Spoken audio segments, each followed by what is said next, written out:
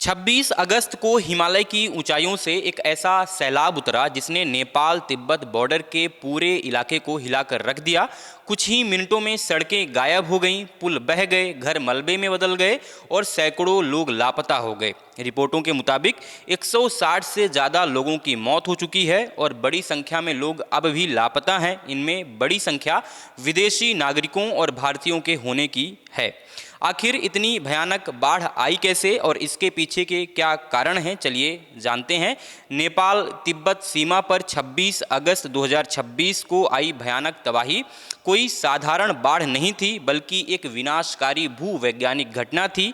इस त्रासदी की वजह बारिश नहीं है, वजह है 3 मिनट के अंतराल पर एक के बाद एक हुई घटनाएं। पूरा घटनाक्रम क्या है थोड़ा समझिए। पहली घटना घटी ग्लेशियर के अचानक टूटने से।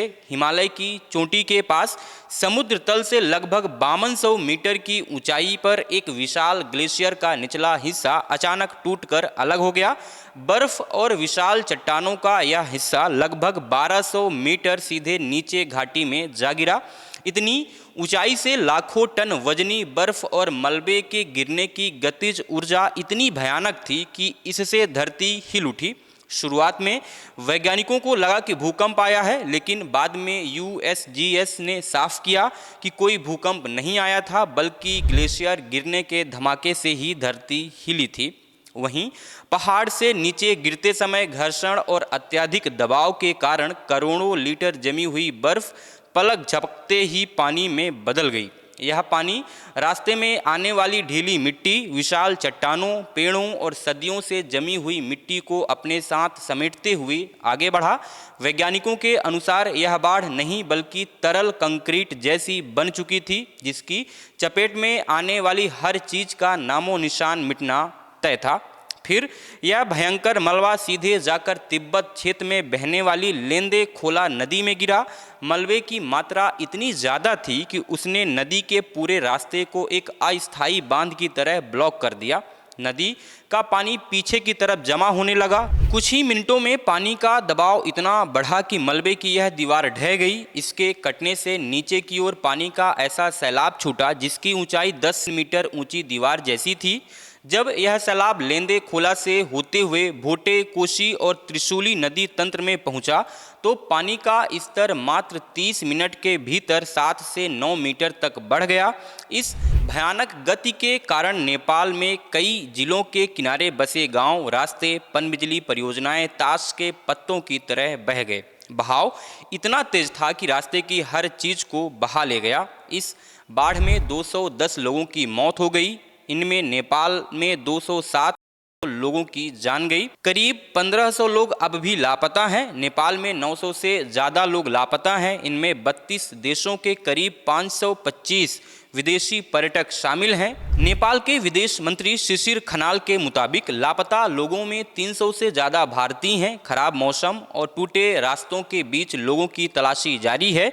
नेपाली सेना ने रसुआ से आज सुबह 116 लोगों को सुरक्षित निकाला है। इनमें 95 नेपाली और 21 भारतीय हैं। वहीं तिब्बत में 550 से ज़्यादा लोगों का सुराग नहीं मिल रहा है। आपको बता दूं कि इस बाढ़ के पीछे की एक वजह ग्लोबल वार्मिंग को भी माना जा रहा है। वैज्ञानिकों के अनुसार घटना के वक्त वहां कोई भारी बारिश नहीं हो रही थी, लेकिन इसके पीछे जलवायु परिवर्तन के गहरे संकेत हैं। ऊंचे हिमालय के पहाड़ पर जमी हुई मिट्टी, बर्फ फेविकोल की तरह चट्टानों को आपस में जोड़कर रखती है।